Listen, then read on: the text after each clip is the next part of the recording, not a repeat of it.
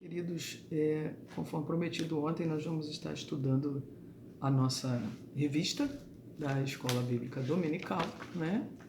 Palavra e Vida, que está falando sobre o tratamento da ansiedade e da depressão, com foco na Bíblia. E hoje estaremos estudando o livro do profeta Jeremias, no capítulo 20, versículo 14. O profeta Jeremias vive um momento desafiador na vida dele como líder, como profeta, e o escritor da nossa revista, ele coloca nessa lição de hoje a depressão por conta da rejeição e a solidão. A solidão é algo terrível que se pode viver, a rejeição mais ainda, e ele está sofrendo muito porque ele recebe de Deus um chamado muito especial. Assim como outros profetas, ele não era o único, haviam vários profetas, e todos esses profetas receberam a mensagem de Deus. Para os irmãos entenderem um pouco do contexto, são dois reinos divididos agora, Judá e também o reino de Israel, o reino do sul, o reino do norte. No reino do sul está o profeta Jeremias, enquanto que no reino do norte está Abacuque. Lembram daquele texto bíblico que nós estudamos na semana passada no culto, quando estávamos reunidos ainda que a figueira não floresça, ainda que não haja fruto na videira, e as ovelhas do currais desapareçam, o produto da oliveira minta, enfim, né? Tá uma tristeza muito grande no coração do povo, mas tem uma palavra de esperança ali de Abacuque, no capítulo 3. O profeta Jeremias está do outro lado, no outro reino, no reino do sul, e está vivendo uma angústia. Ele é conhecido como o profeta das lamentações, tanto que ele escreve um livro de lamentações. Jeremias é conhecido como profeta chorão. Isso tem uma peculiaridade, mano, não é porque ele é fraco, não. No capítulo 20, versículo 14, destacado inclusive aqui pelo autor da nossa lição, ele está tão triste que ele diz assim: maldito o dia que eu nasci. Olha que dor, que sofrimento na alma desse homem. Ele está com esse sofrimento por alguns motivos, né? Ele está com esse sofrimento, e não vamos criticar o profeta não, vamos tentar entender por que ele está passando por isso. Tem um ajuntamento de profetas, eles vão se apresentar ao rei, e lá todos contam e dizem aquilo que o rei quer ouvir e agradam o rei. Não precisa se preocupar com a peste, não precisa se preocupar com a dor, não precisa se preocupar com o sofrimento, não precisa se preocupar com nada disso, porque Deus vai cuidar de nós, está tudo bem, está tudo tranquilo, rei. Nós vamos vencer os nossos inimigos, nós vamos vencer a guerra, Deus está nos favorecendo. O profeta tinha ouvido a verdade de Deus e não consegue compactuar com essa mentira que está sendo dita de que está tudo sob controle. Parece algo que a gente está vivendo hoje, né? Tem gente dizendo que está sob controle, não tem nenhum caso de vírus aqui no nosso município, não tem nenhuma infestação, nenhuma contaminação de Covid-19 aqui no nosso município, irmãos. O profeta decide falar a verdade. Deus tinha chamado ele para falar a verdade. Como cristão, ele não podia inventar uma história. Ele vai lá e diz a verdade. E fica indignado com aquelas pessoas.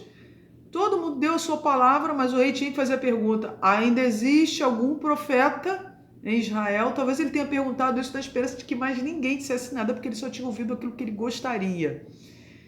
E aí Jeremias, um jovem, viu, meu jovem querido, assim como vocês, levanta e diz a verdade. Dizer a verdade é muito difícil, às vezes, mas ele decide falar a verdade porque ele tinha um compromisso com Deus.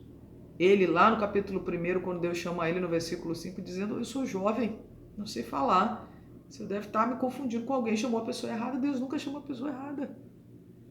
E que justiça haveria em Deus se nós não passássemos pelas mesmas coisas? Imagina se nós cristãos, nenhum cristão vai pegar o Covid-19 porque nós somos cristãos. Que justiça é essa? Deus seria sobremaneira injusto.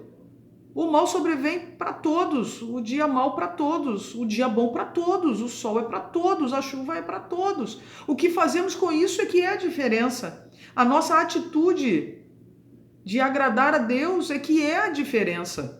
Quando compreendemos que agradamos a Deus porque Ele nos ama, aí está a diferença. E isso remete a algo difícil, remete a desafios difíceis. A nossa lição aqui fala sobre 3 tensões, 2 tensões, e sobre a reação de Jeremias. A primeira tensão de Jeremias, sabe qual é? É se manifestar publicamente e dizer a verdade. É ser consultado e dizer a verdade, manter a verdade. E a verdade agora era dura. A verdade é: ou vocês fazem o que precisa fazer, ou vão morrer todos. Vai ser dizimado, o reino vai ser dizimado. Isso foi doloroso, porque quando disse isso, ele foi rejeitado imediatamente. Imagina, todo mundo dizendo uma coisa, o único sujeito dizendo o contrário. Levantando a oposição, dizendo isso não é verdade, não é verdade, não está desse jeito, não é brando, vai ser terrível. E é isso que Deus tem falado comigo, eu preciso dizer isso para vocês. Então ele é rejeitado imediatamente pelo rei, ele é rejeitado pelos outros profetas, e a forma de resolver esse problema só qual é? Eles começam a programar como matar esse cara que está falando uma loucura. Que difícil isso, né? E aí ele se sente rejeitado, todo mundo vira as costas para ele nesse momento. E aí vem uma solidão terrível. A solidão aumenta mais ainda quando ele descobre que os que são da sua família estão mancomunados com essas pessoas, dizendo ele enlouqueceu.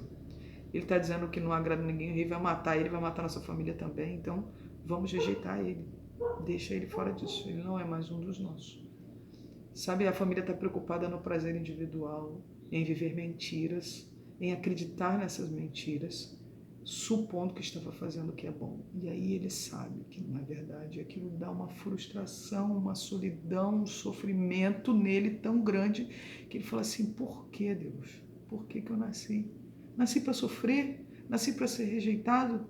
Nasci para me sentir só, porque ele está se sentindo sozinho nesse momento, porque nem as pessoas que ele mais ama da sua família, sabe aquela pessoa que ele mais ama na sua família, foi capaz de entender que ele estava simplesmente fazendo a vontade de Deus e não escolhendo a própria vontade dele. E nesse momento, a solidão está sobre o profeta. Né? Doloroso isso, está lá no capítulo 12, no versículo 6, do livro do profeta Jeremias. Ninguém queria se associar a ele, ninguém queria falar a verdade para ele.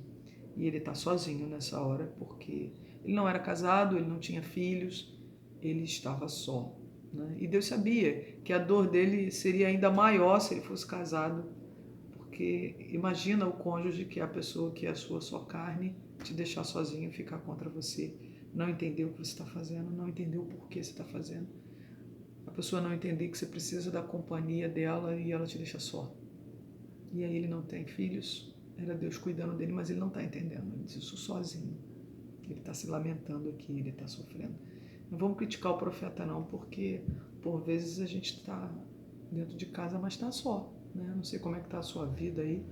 Talvez seu cônjuge não esteja entendendo o que está acontecendo, talvez ele não esteja cuidando de você como você gostaria, talvez seus filhos não estejam entendendo o que você está passando nesse momento.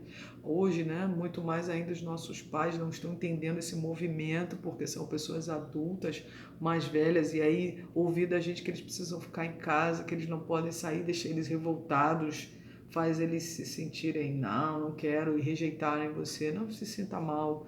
Isso acontece na história. E aí a gente vê Deus aqui cuidando do profeta. Né? A reação de Jeremias é grande, ele se deprime, irmão. Até grandes homens de Deus, até grandes servos de Deus ficam deprimidos quando se sentem rejeitados, quando se sentem só. Né? Dá uma tristeza no coração, mas Deus está dizendo para ele assim, Jeremias, você está triste aí? Você não tem ideia da tristeza que eu estou sentindo de ver o povo todinho passar por isso por causa das suas escolhas. Tem muita gente cogitando o que é esse vírus, irmão, que foi feito em laboratório, que não foi feito em laboratório, que é uma ação conspiratória contra o mundo, pela China. A gente não sabe o que está acontecendo, mas de verdade, eu acho que nós não deveríamos gastar tempo com isso. Nós deveríamos agora, nesse momento, gastar tempo com a verdade. E a verdade é, Deus vai cuidar de nós. Não interessa o motivo pelo qual está acontecendo, e se está acontecendo, vamos tirar lições proveitosas disso. Qual é a primeira lição proveitosa? Precisamos passar tempo em casa, juntos, e sermos igreja dentro de casa. O maior desafio da nossa vida cristã não é sermos igreja lá no templo, é sermos igreja aqui dentro de casa, é termos atitudes cristãs dentro de casa, exercitar paciência, exercitar a bondade, exercitar o serviço, exercitar amor ao próximo dentro de casa é mais difícil, por incrível que pareça, do que lá fora. E a gente faz isso muito mais fácil lá fora, né? Do que aqui dentro. Então, é um tempo da nossa arrogância diminuir, porque às vezes nós somos arrogantes, nós achamos que temos mais, que merecemos mais, e Deus está, como eu disse ontem lá no vídeo, nesse momento Ele está nos igualando. E alguns homens de Deus grandes, que estão nos púlpitos, que estão em grandes audiências não têm a companhia das pessoas agora e vão se sentir sozinhos e vão se sentir abandonados porque a sua rotina envolvia uma rotina de estar na presença de muitas pessoas, falando para muitas pessoas. Homens grandes de Deus caem, mulheres grandes de Deus caem. E Deus está dizendo assim: você está sentindo dor, meu filho? Porque está se sentindo rejeitado? A minha dor de ser rejeitado é muito maior do que a sua. A minha dor de ser rejeitado pela humanidade que eu criei é muito maior. E eu estou usando você só para comunicar para eles a minha dor. O outro ponto, irmãos, é o Jeremias no tempo de hoje. Nós devemos cuidar dessas pessoas. Nós devemos cuidar dos profetas de Deus, dos líderes de Deus que falam a verdade, em detrimento de pessoas que falam o que agrada ao público, em detrimento das pessoas que só preocupam-se com o seu próprio bem-estar, que usam a palavra para atrair coisas para si. Existem sérias pessoas de Deus que estão dispostas a falar a verdade, a viver a verdade, e não estão sendo compreendidas.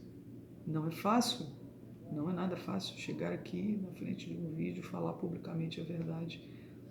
Não é fácil contradizer grandes líderes que atraem multidões, que têm como fazer isso tecnologicamente de um modo muito melhor, que tem um canal de televisão para fazer isso. Não é fácil. Nós estamos num tempo em que Deus quer que nós olhemos para dentro de nós. Nós estamos num tempo de reflexão. Eu assisti um filme há pouco tempo atrás que uma família tem que ficar em silêncio porque tem um alienígena que está destruindo todo mundo e eles não podem nem se falar. Muito interessante esse filme. Eles não podem nem se falar. Priscila está me dando a dica aqui. Como é que é o nome do filme, Priscila? Lugar Silencioso. Lugar Silencioso. Nós precisamos ir para esse lugar silencioso agora e ficar lá um pouco e ouvir a voz de Deus falar nos nossos ouvidos. E é uma voz doce e suave, irmãos, dizendo: eu cuidarei de ti. Tem um hino do cantor cristão muito legal que diz: Deus cuidará de ti a cada dia. Deus vai cuidar de nós, irmãos. Ele vai cuidar das nossas questões, Ele vai cuidar das nossas angústias, Ele vai cuidar das nossas ansiedades, Ele vai cuidar dos nossos sofrimentos. Qual é a vontade de Deus para mim? Essa deve ser a pergunta que você precisa se fazer agora. Por que Deus me escolheu? Por que Deus espera que eu faça algo por minha família nesse momento? Não fique esperando que o outro membro da sua família faça. Faça você primeiro. A gente transforma a nossa família quando a transformação começa em nós. E esse é um desafio de amar. A esposa aí cozinha a melhor comida que você puder para o seu esposo, o esposo lava a louça aí, inverte, aí o esposo vai lá e cozinha a melhor comida, se você souber cozinhar, claro. Faça o melhor para vocês, montem a mesa do almoço, do jantar, comemorem esse tempo juntos, estejam juntos, desfrutem um do outro, esteja com seus filhos, estejam. Eu sei que é um tempo de solidão, famílias dentro da própria casa, sentindo falta às vezes lá do vovô, da vovó, sentindo falta dos netos. Fico emocionada, irmãos, porque eu tenho o privilégio de ter minha mãe aqui pertinho, de poder cuidar, né? Mas talvez você não tenha sua mãe, seu pai, e não está sentindo essa presença, está se sentindo só nessa hora. A solidão é terrível, a solidão faz a nossa alma ficar triste. Mas creia, na verdade, você tem um Deus aí com você que não vai te deixar só em nenhum momento. A intenção desses vídeos é para que você continue a se sentir igreja, a se sentir congregado. Saiba que nós temos orado muito pela sua vida. Ore pela minha vida, ore pela minha família. Eu estou orando pela sua vida, pela sua família. Peça a Deus que nos dê um tempo de permanência juntos. E obrigada, irmão, por estar aí na sua casa mais esse dia. Obrigada por poder, nessa manhã de domingo linda que Deus fez pra gente com esse sol, que dá até vontade de ir pra praia, mas não vá. Fique aí, fique com os seus queridos. Prepare um almoço de domingo bem especial. Agradeça a Deus, cultue a Deus, ore a Deus, seja grato a Deus pelo pão nosso de cada dia, que Ele não está nos deixando faltar. Suplique a Deus por aqueles que não têm o pão. Interceda pelas nossas autoridades. Vamos clamar a Deus a uma só voz nesse momento e dizer: estamos entendendo, Senhor, qual é a sua vontade para o mundo, para a nação brasileira. Estamos entendendo, Senhor Deus, que o Senhor está nos dando um tempo que nós tanto pedimos. Que Deus te abençoe nessa manhã de hoje. Que Deus te abençoe. Em nome de Jesus.